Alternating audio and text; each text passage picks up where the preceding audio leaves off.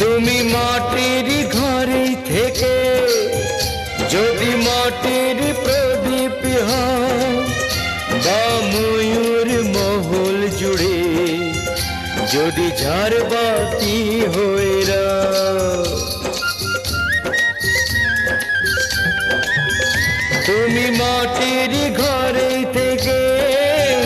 যদি মাটির প্রদীপ হও,